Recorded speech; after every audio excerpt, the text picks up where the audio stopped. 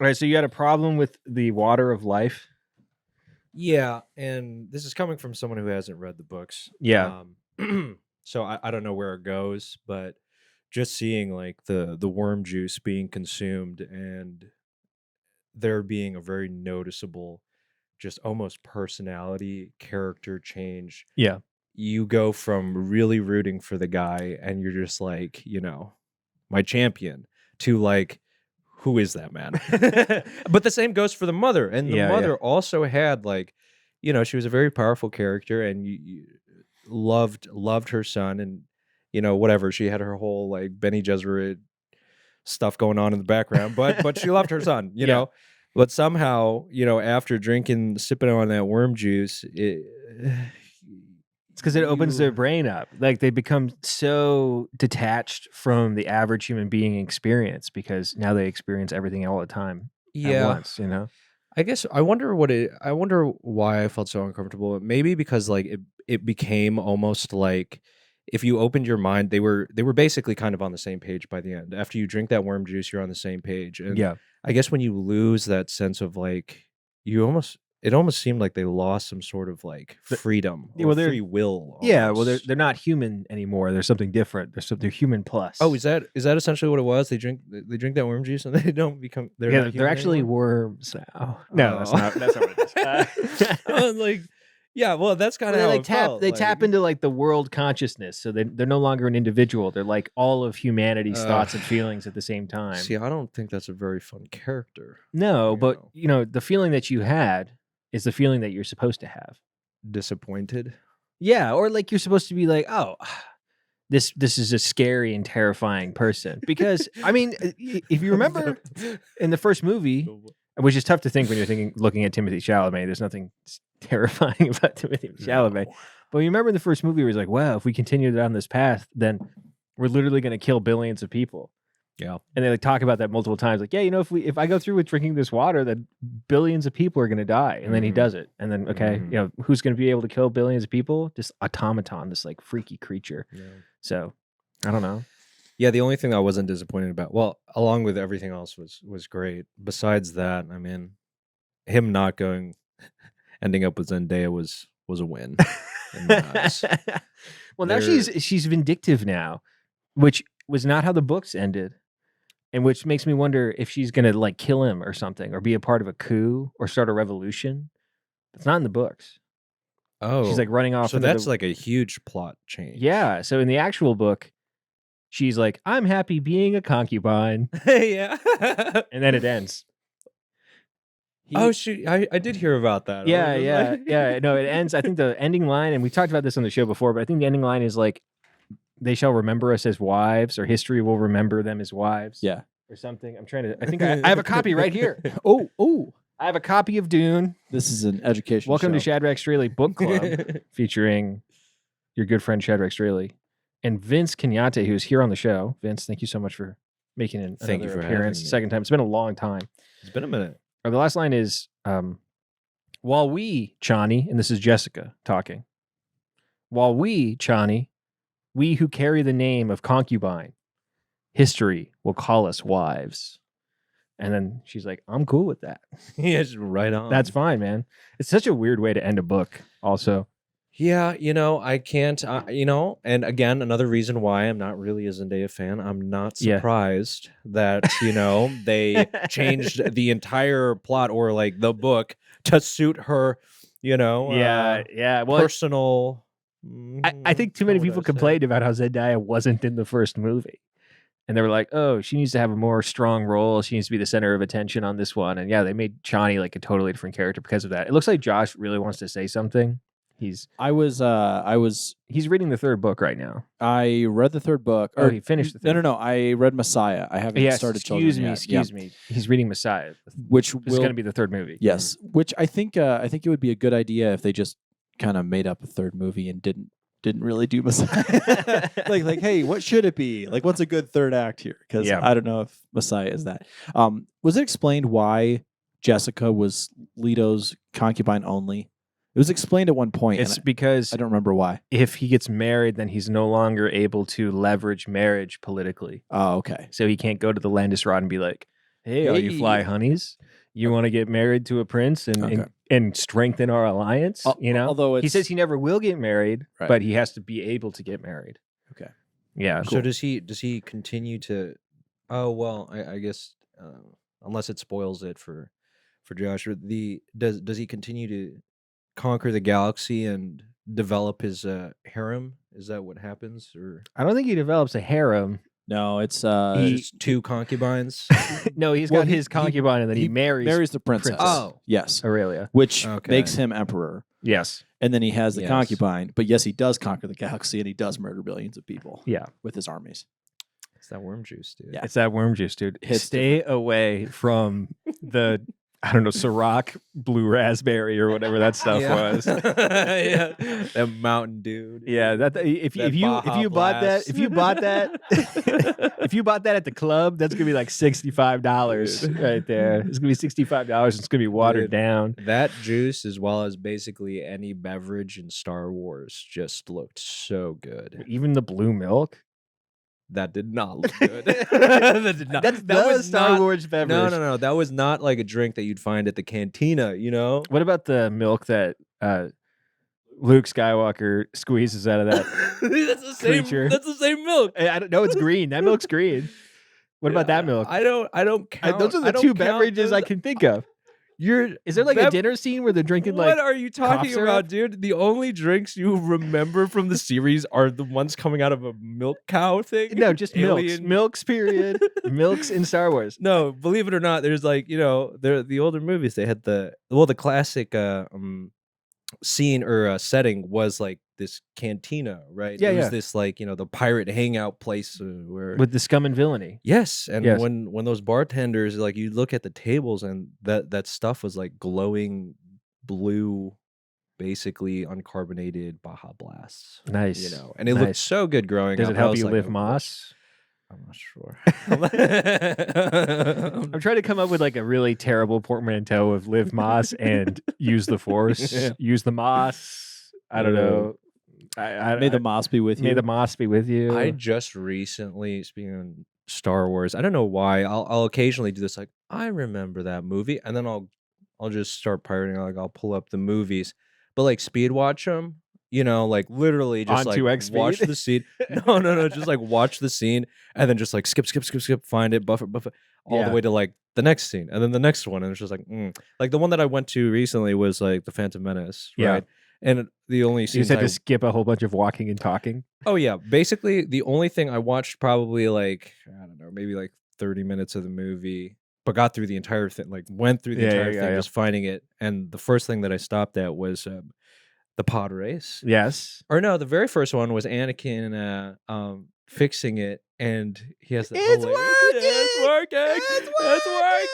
So that scene, all right, and then the pod race, and then I don't every know. scene with Jar Jar, especially the one where that creature farts in his face. No, not that one. No, okay. I think I skipped that. Okay. Hey, there's always a bigger fish. What about that scene? There's always a bigger fish. Skip that one. Okay, you skip that. Skip okay, that. Sounds good. I went straight to Anakin jumping into this autopilot, like that ship, and just flying off. Stay safe, and he just flies into the battlefield. And you're like, interesting. And then after that, I think Wait, you skipped the Duel of Fates then, or was the Duel of Fates? Is that the one with Qui-Gon? Oh yeah, no. I watched that when Qui-Gon gets stabbed. Yeah.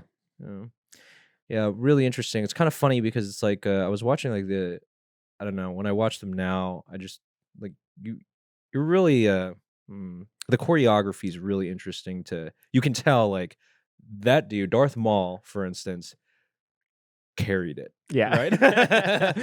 He's flipping around. Ewan McGregor does not know how to sword fight like Whereas that guy. they're just over here like bunk, bunk. It's like, okay, lift me up, front flip.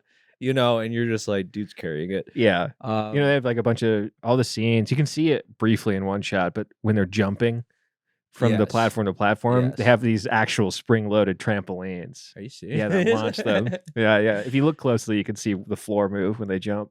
Oh, gnarly. Yeah. So you don't agree with George Lucas? Have you ever seen that clip where he's like looking at the storyboard when the film's in like pre-production, and he's circling scenes and stuff, and he's talking through this plot, and he's like, okay, and here this is what happens, and this is what happens, and he just like stops for a second, looks at the audience, and he turns back and says, "Jar Jar is the key to all of this." Is that what he says? He was under the impression that the lodestone of the film was Jar Jar Binks, which the keystone, just yeah, the thing holding it all. which I was the funny thing about I didn't know that this was going to be a prequels conversation. I have not had a prequels conversation in a while. This one's for Sammy Roberts. The scene. It's so strange to me that in the third movie, Jar Jar Binks is the demagogue who votes away the Senate to create a dictatorship. Did you remember this? Where like Palpatine and Anakin use him as the puppet to like advocate for Palpatine taking over and becoming the Emperor. Was that in the third one? Yeah, it's in the third one where it's like he goes from being Jar Jar Binks to becoming a senator, which is in the second movie, I think. And then in the third movie, he's like, and we should give away all our political powers to this guy. And it's like, maybe Jar Jar was the key to this all. Maybe he was the lodestone. Seems that way. Yeah. I went to the second one, did the same thing, didn't see much, but then when I got to the third, the second one is a bit of a bore. Yeah. I think I just watched the arena, then went straight to the third, and the only scene that I watched from the third was, it was honestly like a small clip, which was Anakin just screaming, "You underestimate my power! Yeah, don't do it, Anakin. I have the high ground." Gets his limbs chopped off. Wait, did you skip the scene where I skipped all of it, where they kill Palpatine, or they try to kill Palpatine, and he kills Mace Windu, and he goes like, "Ah!" And he like, oh shoot, I did see that. Okay, one. that's good. Those were the two that I watched. Yes, that's right. Yeah, that's right. I think I've actually seen. Go ahead. No, Anakin is just like, that actor is so freaking funny. Hayden Christensen. It got so much hate. I think it just did not do well at all. But you can't deny that his face was freaking hilarious. Yeah.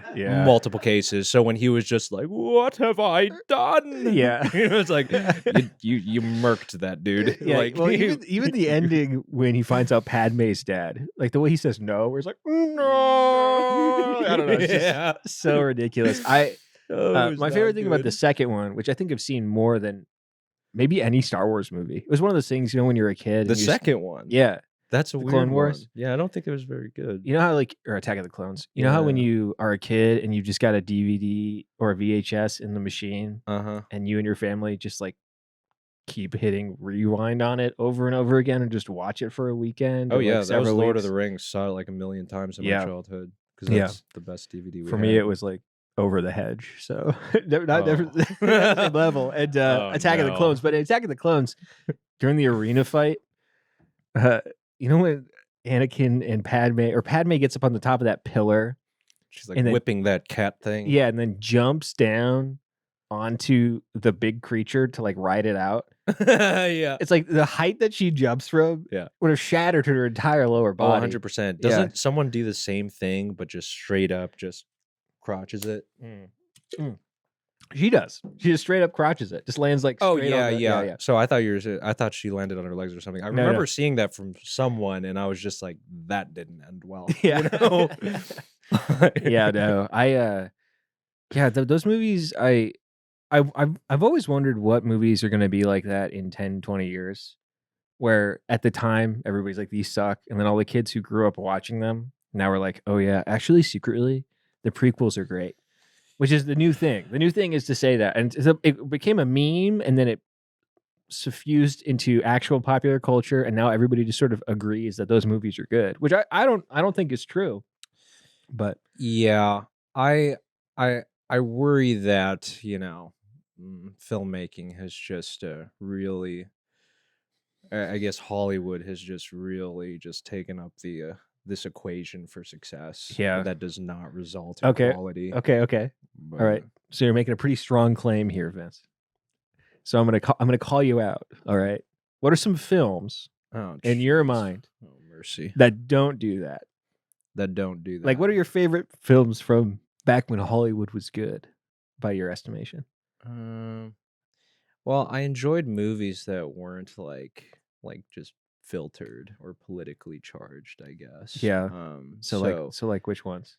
Well, a personal favorite of mine, if I'm just answering off the top of my head, I'm Yeah. gonna say like Get Smart, the Steve Carell version. So it's like honestly, that is like, a the remake. funniest movie. That is a remake, which people don't think It's about. so good. It's a remake of it. It's so good. Leaf Hauser has a mic and is not using it, talking about how much he likes. I've seen that movie so many times. Yeah, it is every scene is a banger. It's one of Steve Carell's finest moments. That's the cone of silence, right? Oh, Yeah, the cone of silence. It's the happiest day of my life.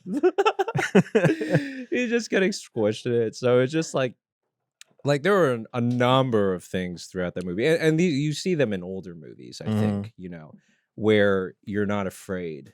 They were just fearless. Yeah. Right? Until one day everything happened. Yeah, yeah. No, movies definitely are a lot. The edges are shaved off. Yeah. Comedies don't really exist anymore. Is like a thing that people talk about a lot. Where you used to not be able to throw like a rock without hitting 3 comedies at any given summer. Yeah, and you're lucky if you get one now. Yeah. You know.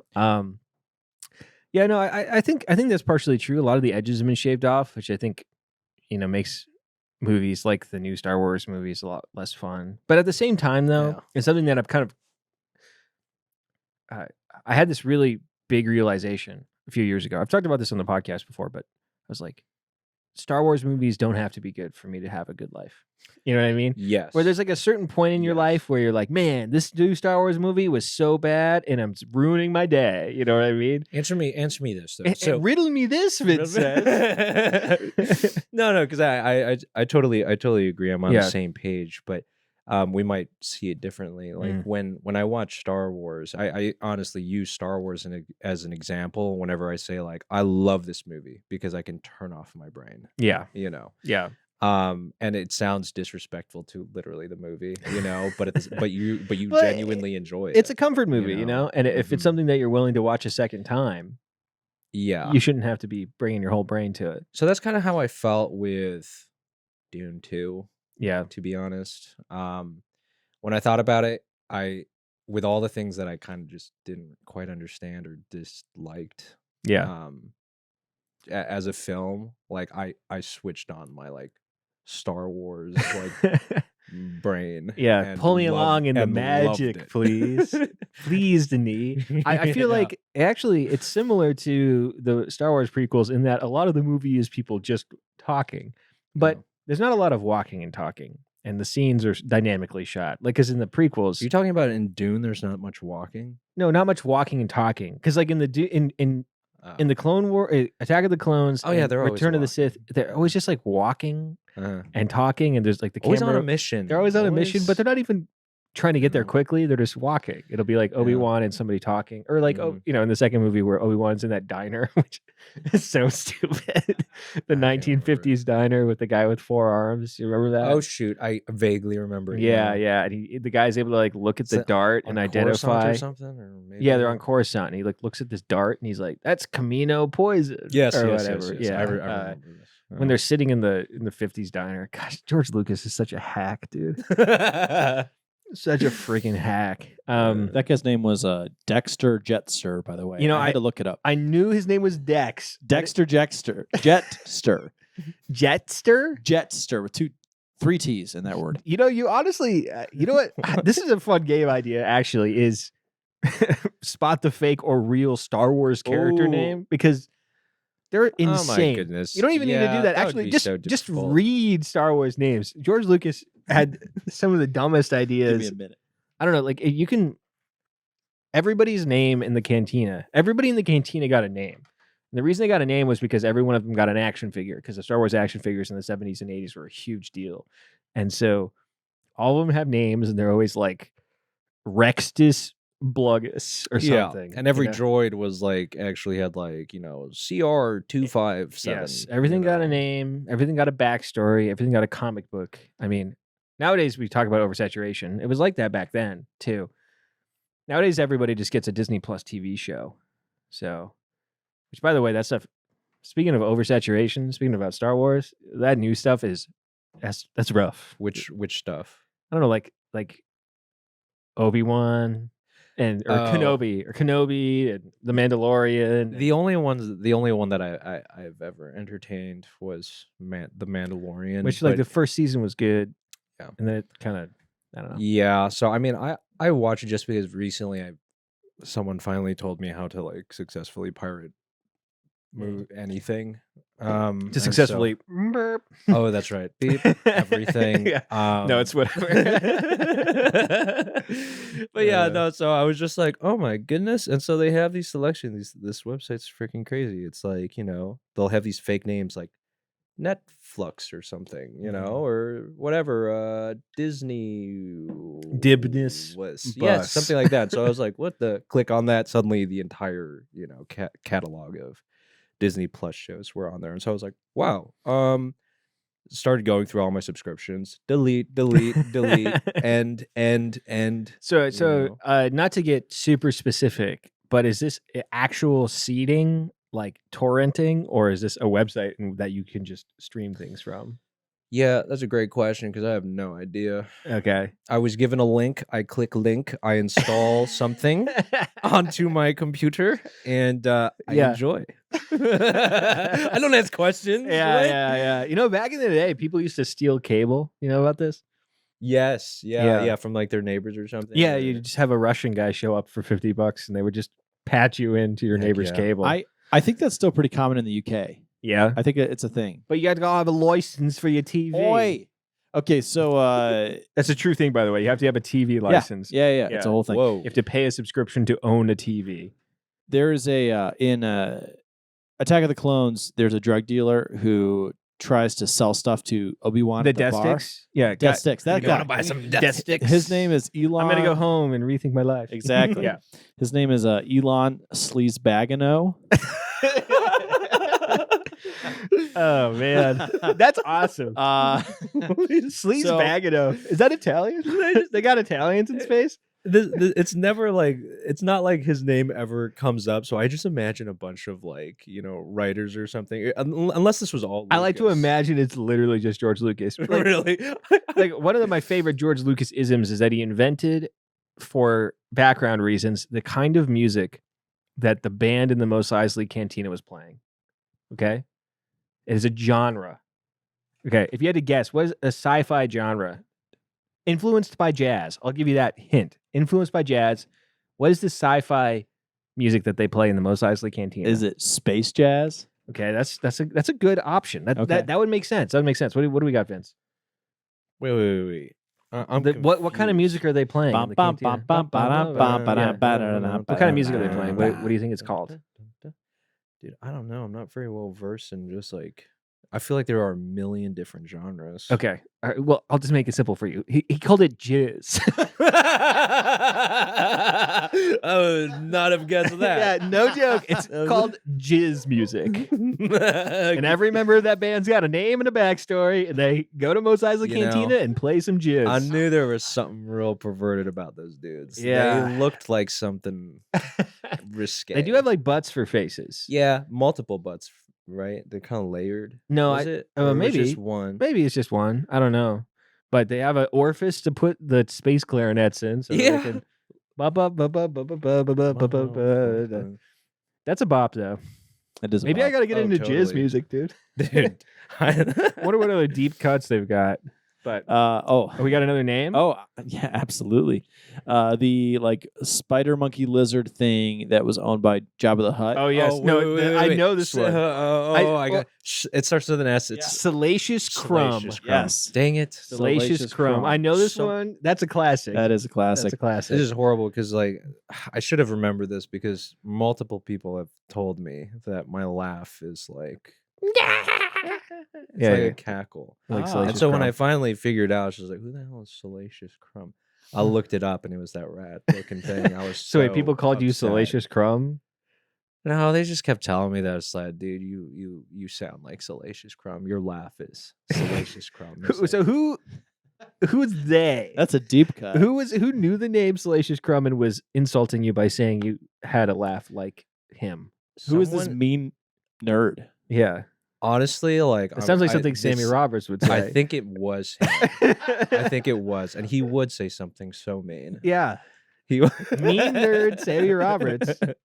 definitely was the one who said that. No other explanation makes sense. No one else. I mean, who else besides Josh over there? Like, looks up Star Wars names. My man, He's on Wikipedia. I'm on StarWars.com. Okay. 25 weird Star Wars character names. One of the pod racers, the one with the long flat nose. Yeah. Okay. Dud Bolt. Dud Bolt. That's a good one. I don't know what I don't have a riff off that one. Not a lot there. Not a lot to work off. One of the pilots that attacked Star Wars Star Killer Base. I don't know what movie this is in. That would have to be in The Force Awakens. I believe that's the case. His name is Elo Asti. As in Hello Nasty? Yes, it's named after a Beastie Boys album. So that's pretty cool. Yeah, named after Hello Nasty, which is a pretty good Beastie Boys album. That sounds like that was definitely not George Lucas. That was. That sounds like a J.J. Abrams. Yes, it was. That's a J.J. Abrams ass thing to do. Yes, he would never call anybody sleaze Bagano. That's for sure. No. It's got to be more in your face. Yeah. You know what I mean? It has to just be incomprehensible. Most of the rest of these are just like alien names, except for the guy. So this was in A New Hope. He is a pilot of an X-wing or maybe a Y-wing. You talking about Porkins? Jack Porkins. That's right. Yes. Pull out, Porkins. You're not doing any good back there. Which one is this from? That's in A New Hope. Yep. You see, you remember how dies in the Death Star run? Yeah, the X-wing troop. He's a gold member. Gold leader. He's not gold leader. Gold member. Squad? Yeah, that's what it is. Gold member. The Austin Powers movie. Okay. He's a member of Gold Squad. I think or Rogue Squad. I don't know. Oh no, he was a Red 6. Red 6. So he was in the Red Squad. So yeah, but he's the only fat pilot. Yeah. I and remember it keeps cutting him. to him, and his name is Porkins. And then it's like, pull out. You're not doing any good back there. And then he gets blown up. Yep. Which is one of my favorite Star Wars lines, actually. Pull out, you're not doing any good back there. That's pretty good. I just got that. You didn't get that right away, Vince? No, dude, I'm pretty slow with it. Welcome to Star Wars land, Vince. No. Ladies and gentlemen, you're listening to Monomaniacs, a podcast that usually features me, Shadrach Strehle, and my good twin brother, Dylan Strehle. He is currently out. So I am filling the void. Last week it was just me and Josh, but luckily enough, we got Vince to sit down with us today. Really happy to have him. I want to thank our patron supporters, everybody who makes this show possible. If you want to hop on our Patreon, which, by the way, somebody just walked into the studio, so I don't know, maybe we got to go check that out. I think it's probably Jake Coonrat, or maybe DJ? Oh, it is Jake Coonrat. Yeah, dude, we're live on air, by the way. What's going on? So wait, turn that mic on for Jake real quick. What are we talking about? We're talking. I'm doing the Patreon plug, and then we're talking about people's names in Star Wars. Your mic isn't on yet, I don't think. Still gonna hold it. There it is. All right, cool. Still gonna hold it. So yeah, thanks for everybody. Thanks, Zach and Avery Strehle, Joe Papalardo, Sammy Roberts. Like and subscribe on Facebook, YouTube, etc. So, Is this the end of the episode? No, we're not even halfway through. Jake, what's your opinion? Yeah. On George Lucas's original music genre that he comes up with for the Cantina. You know what it's called, right? At the beginning of A New Hope. Yeah, I could sing it. I could not. You know, the da da da da da Yeah, da. I could not. Okay. So what would you guess that he named that genre? If you have to come up with your own space genre. It's influenced by jazz. Wait. Yeah. Jazz. That's literally it. I know. Okay. Oh, come on. Yeah, I didn't get Yeah, it. he got it. He got it. George Lucas was a real jizz hound. Just can't get enough. Going of from this, jizz man. club One to bar jizz one club. jizz another. I mean, yeah, Dark and smoky jizz rooms. The jizz Yeah, records. yeah, makes sense. It's insane. Was he unaware? I imagine he just was throwing things at the wall, preferably not. Whoa! And that's sort of what he came down on. That's the Christian podcast. Yeah, so the way I was going to transition this, what I wanted to do today is kind of really get down to the core of who Vince is. Oh, I thought you were going to get to the core of Star Wars. No, I think we've already done that. Would you say that? Oh yeah, no, I think we Okay, covered every okay. base. I think that everything there is to say about Star Wars has already been said by us on this podcast. But I had 5 minutes. I want to know who Vince is. I can't All right. speed run this. So I was thinking, okay, what's the most effective way for you to get to know somebody, and what kind of circumstance?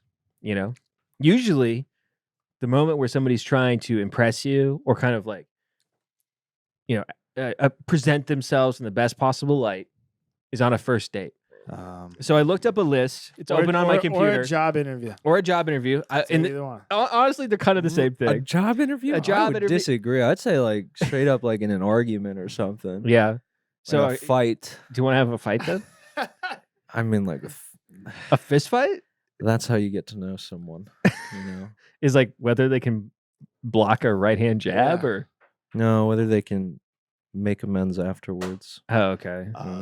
Oh, that's like super deep. You're dude. talking about the healing process? Yeah. Yeah. Okay. How do they heal after I smoke them? After a Your dates must be fire. Yeah. You're like, The first hey. date with Vince is Oh, these I can come back tacos, tomorrow. these tacos are fire as hell. I'm so glad we were able to go see that movie. You mind if we go to the parking lot real quick?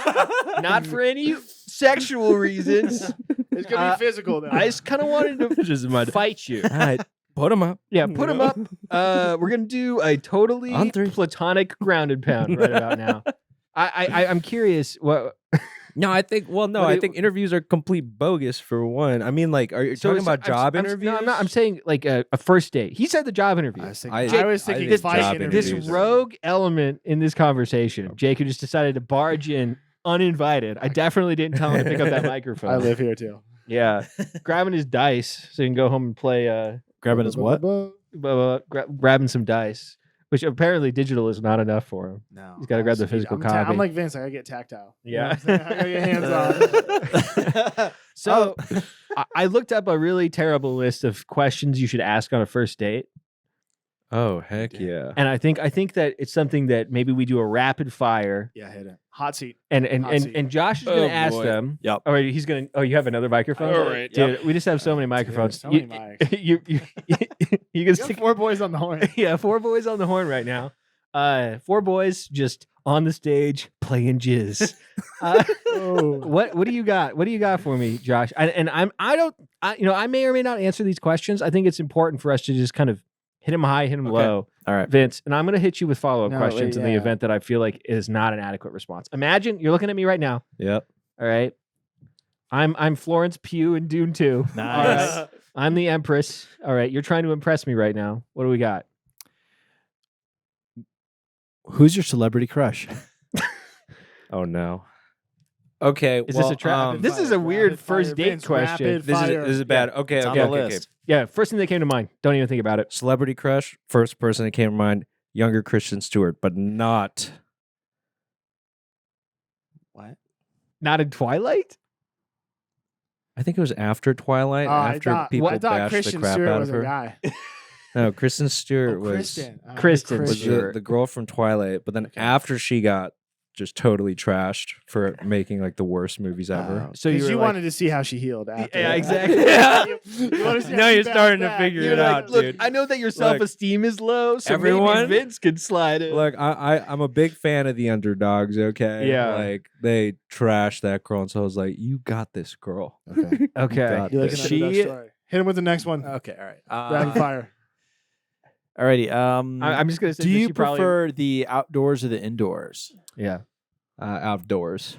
Outdoors. Okay. What kind of outdoors? Mountain, desert, Oh, mountains that have lakes on the lake. a lake mountain. Lake Leg. mountain. You're yeah. getting some rainbow trout. Oh, exactly that. Yeah. Yeah. Crushing a quarter of a beer. While packing a lip and Okay. Nice. gotta- Sounds some good. Coke. Okay, that's a bit of a turnoff for a vast majority of dates.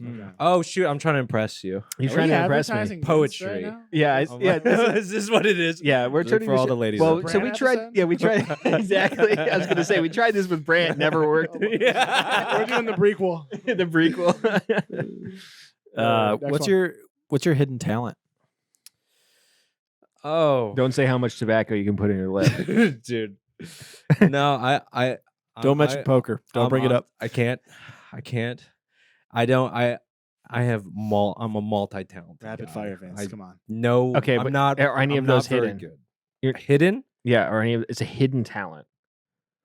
What's your I don't secret? really What's hide- your ninjutsu? What's the secret ninjutsu Exactly. that you would reveal in the final enemy? I think it- that can is you kind of a clone? trick. I think that's kind of a trick question. I think I'm a pretty open book. I don't really hide much, you know.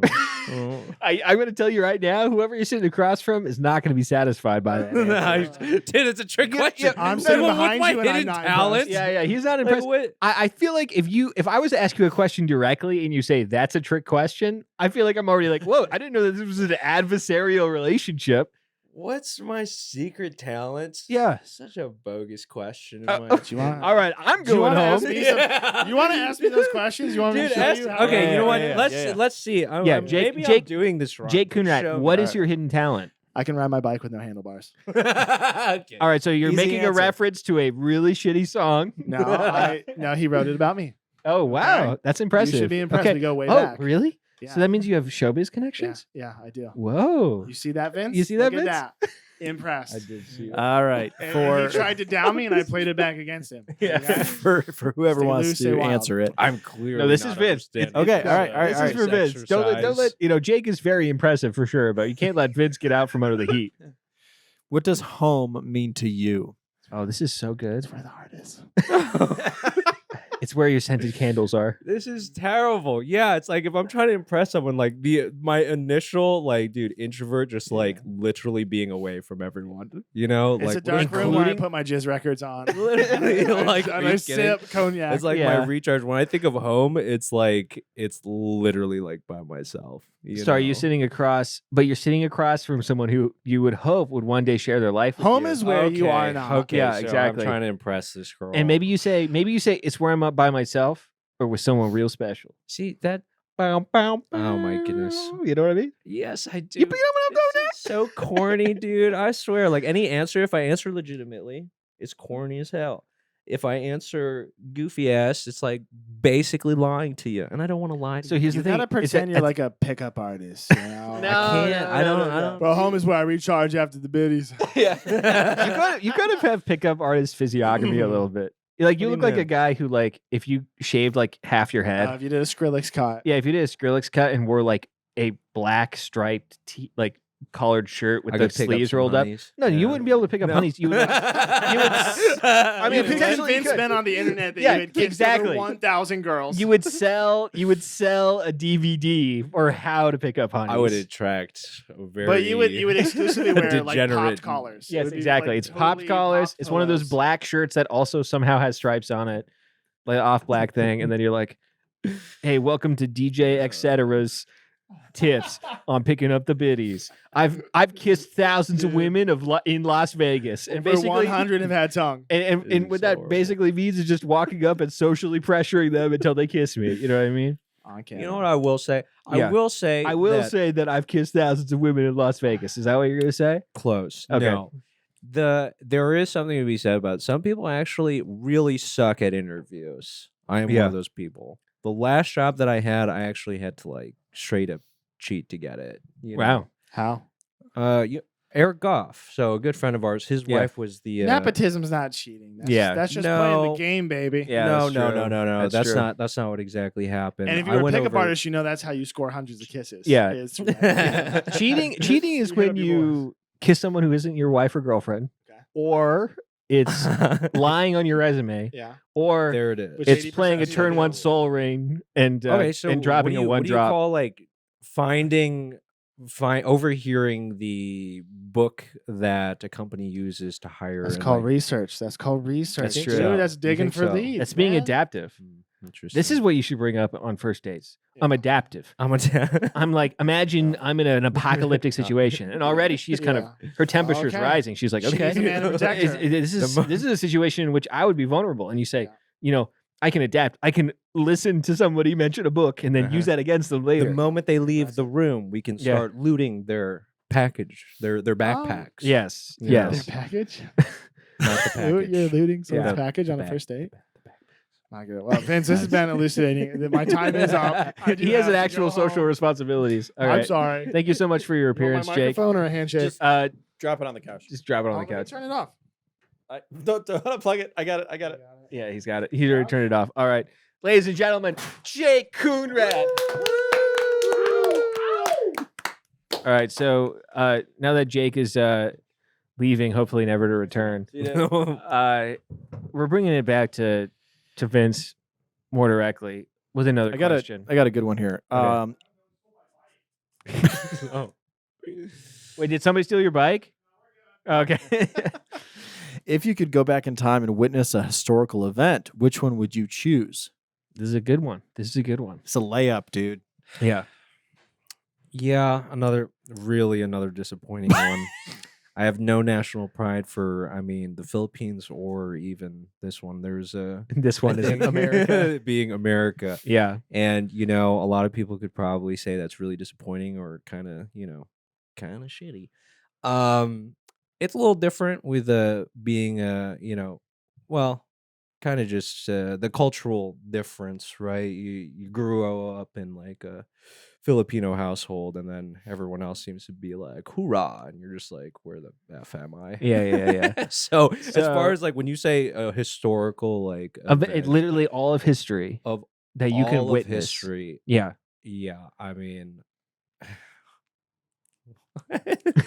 There's a correct answer. There is a correct answer, though I don't know if it's correct. If it's actually correct. If you're on a date, the correct answer, women's suffrage. Oh goodness! No, that's not a right answer. Absolutely. What do you mean? A historical event? Is it like you're just in the middle of Iowa and you get a newspaper that says women can vote now? No, it's at a parade or like one of the things where they lock themselves to street lights. I don't know if that's good. I feel like that sounds try hard. I don't think that would work. That's something that you would witness. You just like chill out and just be like, oh, check it. Yeah, be like, wow, smoke a cigarette. Yeah. You'd be like, wow, tobacco was much better back then. Yeah. How about this? Just go back and get some real straight from the ground tobacco. Or you could witness the birth of Christ. I had a feeling it was going to go to that, and I personally actually think that would be wrong to do. I wouldn't if I had time traveling capabilities. I wouldn't do that. Yeah, I have. It's not generally acceptable to witness like a birth of like someone that isn't your child or someone giving birth that isn't your You're wife. like this super temporal about it. It's like, honestly, it would be awkward as hell. It would make Mary very uncomfortable. Joseph would not approve. Oh gosh, it's not. So what about killing Hitler? Actually, no, because it's witnessing an event. It doesn't mean you can affect it. So just witnessing the birth of Hitler, I feel like that'd be a problematic, red flag there. Yeah. So how is this viewing experience? Do you have to like blend in and start cosplaying? Maybe like find some Nazi clothing and somebody turns around and is like, "What the hell is this Filipino guy?" Like, chill, guys, chill, chill. Yeah. I'm from the future, and they're like, "The future where we win," and you're like, "Not quite." Tuesday gas chambers. Yeah. Yeah, you're like, I'm alive, aren't I? And they're like, oh shit. So far, based off of this, like the girl has already up and left. Yeah, exactly. Like, well, if I had to really think about it, yeah, you failed.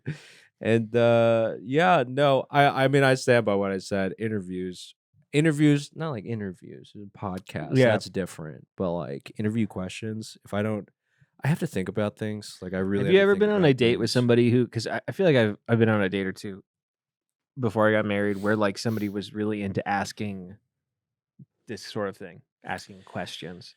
Oh, or is it more like chit chat? No, I've certainly been on dates like that, but that's why I said like, well, I wouldn't lie to you. It's like, but if I was a woman, you would lie to me. It's basically like it's telling like little white lies. It's like putting your best foot forward. It's like, are you kidding me? I want my second date. Are you kidding? Yes, 100%. I did that, girl. Like what? Like and I think, and this is to my younger self. He was a little bit of a little bitch. And he did what he had to do. And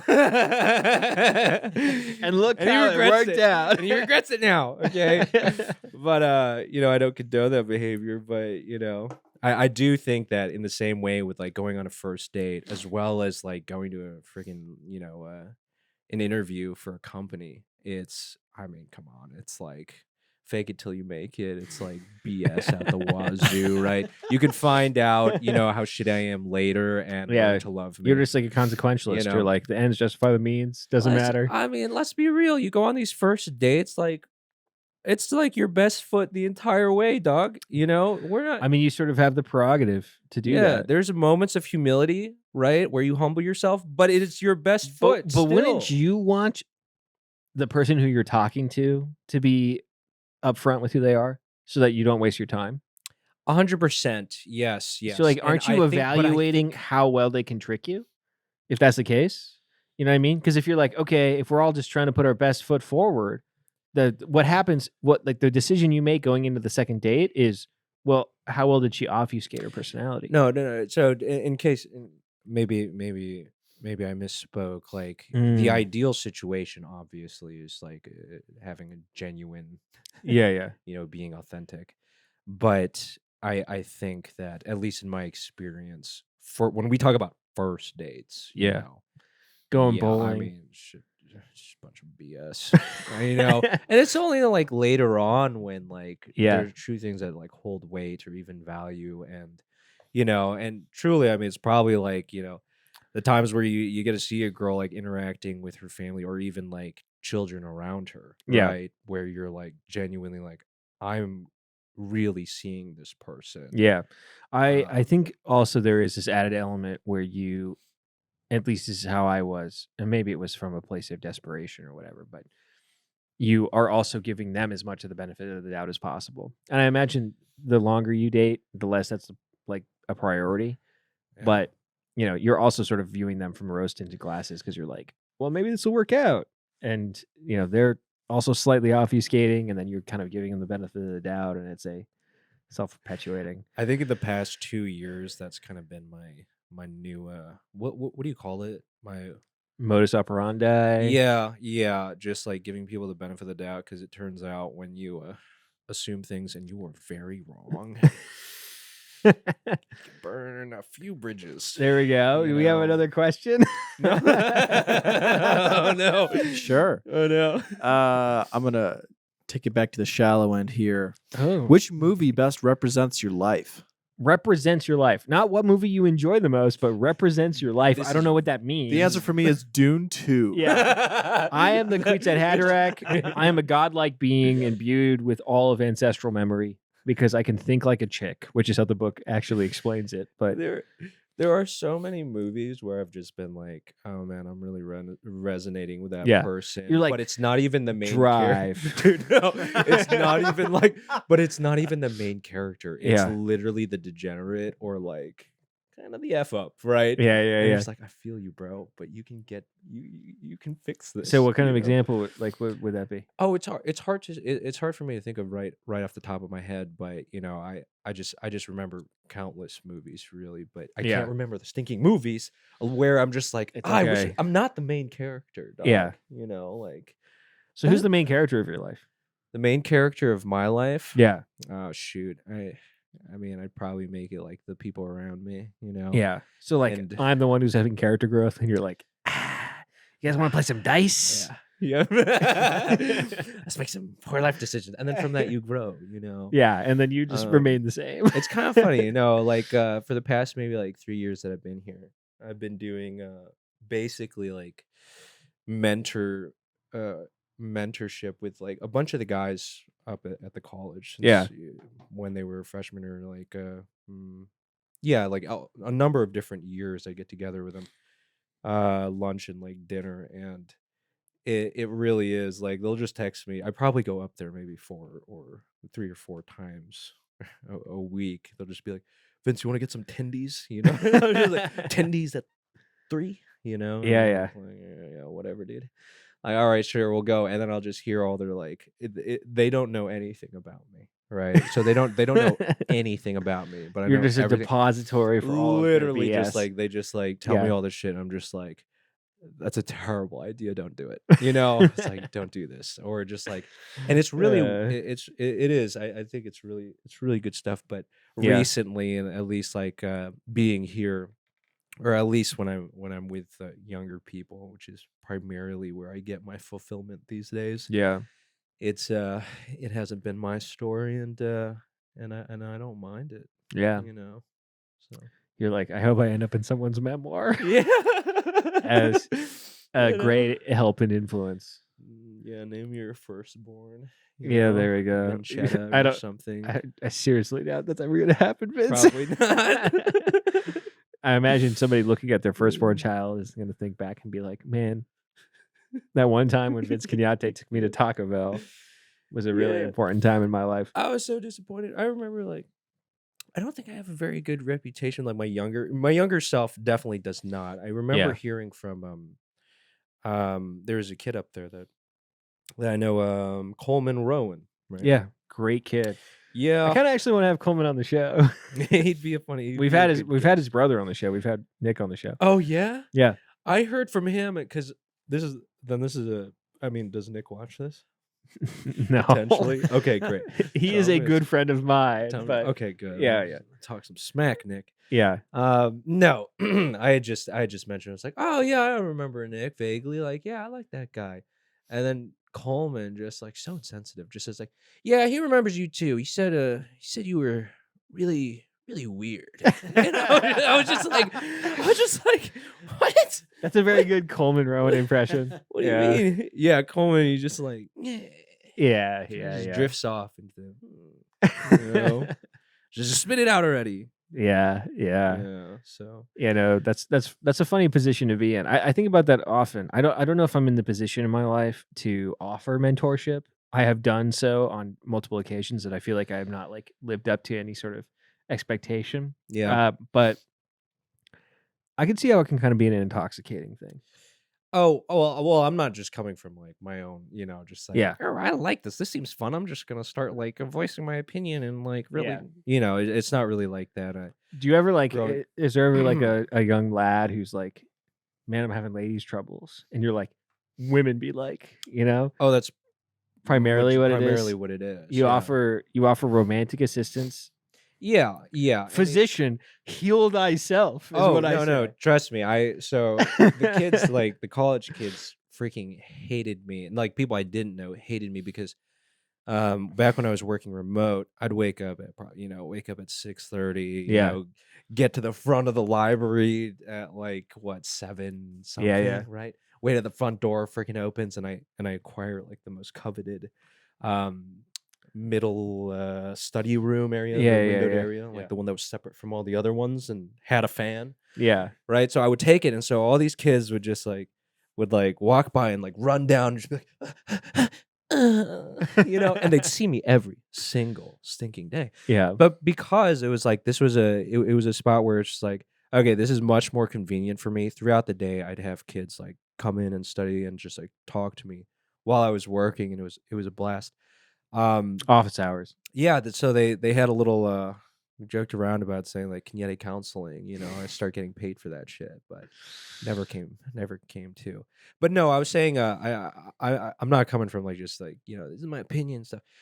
When I was younger and throughout my young adult years, I did advising and counseling for elementary, middle school kids, summer camps, counseling and advising inner city, and yeah, that was in Illinois. Yeah, in so Chicago. A lot of kids from Chicago. And stuff. Yeah, in Chicago. So, and I did that for years. So for about 8 years, and so yeah, a lot of this stuff. Oh, and just kind of just being part of yeah, there's other stuff. Anyways, what lessons do you think that you gleaned from instructing inner city kids? What kind of lessons do you think? Was there consistent things that seem to be hang-ups for people that you can apply when talking to other people? Or so what I learned. So could you try rephrasing? What are some of the principles that you gleaned from those conversations? Were there consistent hang-ups that these kids were going through that then you could apply to other people? Yeah, it was. Yeah, I'd say it was actually the when you deal with kids like that and then start hearing the problems of college kids, right? And just be like, oh, she didn't reply to me or something. Yeah, you're getting ghosted. I didn't do this, or my friend didn't invite me to this. It's dumb. Yeah, and so it really is the things that I tend to from dealing with them is like you don't know their situation. You know, you can't. And this kind of ties back to like giving people the benefit of the doubt, and like you can't get people tend to be really sensitive because it's like, while you're complaining about this, like my man Milford over here, right? And this was an actual kid, like had to do like these. He said he came.